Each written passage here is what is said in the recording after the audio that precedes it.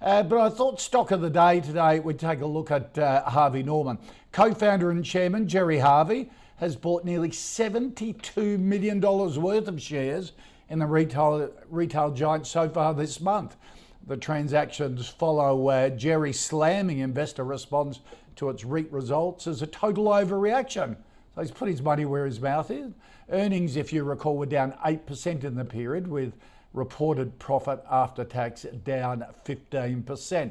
So, Andrew Wielandt, does Gerry Harvey putting his money where his mouth is give you confidence in thinking, I should be doing the same thing? That maybe it was an overreaction, that he knows more than I do?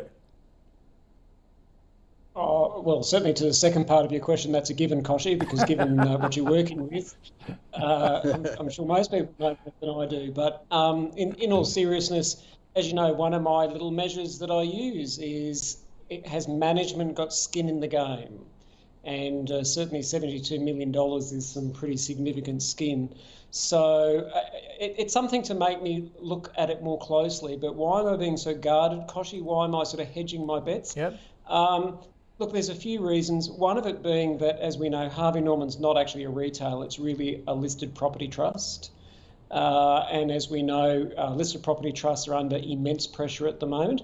I note in the financial press again today, there's a lot of commentary, in particular around commercial, which isn't necessarily Harvey Norman, but nevertheless, you know, some of the commentary is with unlisted property. Is it the next domino to fall and all this sort of volatility that we're seeing at the moment? So certainly property exposure has me a little bit guarded.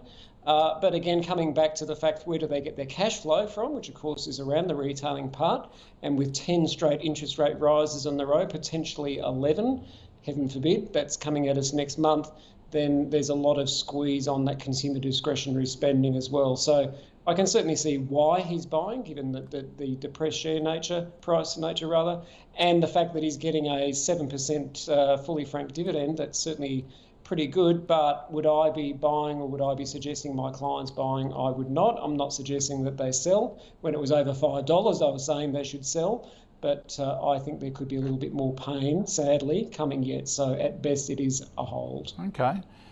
Henry, what's your view? Koshy, I have to agree with my learned friend Andrew that the problem with Harvey Norman is that it's just very complicated, and maybe it is only Gerry and Katie that actually understand the whole way the thing works, because it is kind of a quasi property trust. It's a retailer. It's not easy. It's exposed to consumer spending. There's also at the moment, of course, the Latitude issue, which is going around. Latitude is tied up with Harvey Norman, that data theft that we've seen. I know that my wife got an interesting email from them the other day. I'm not sure what she's been buying at through Latitude, but apparently she has.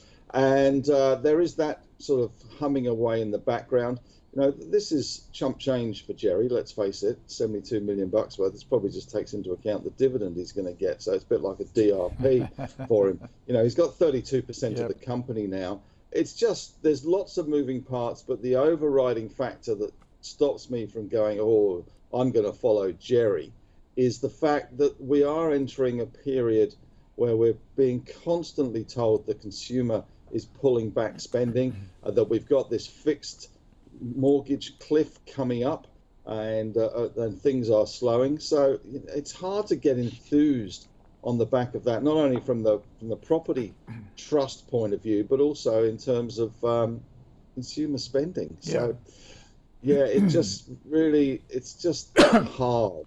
Why would I follow Gerry? I mean, he's been great, and you know, it's a $4 billion company, but a lot of that money is based on property valuations. And to be honest, if he moved out, who would move in? It's not like you can, you know, it's not like there's an obvious substitute for your local Harvey Norman to, you know, to sell that lease, or to get out of that lease and move on and go somewhere else. It's right. You know, it's pretty much part of the furniture.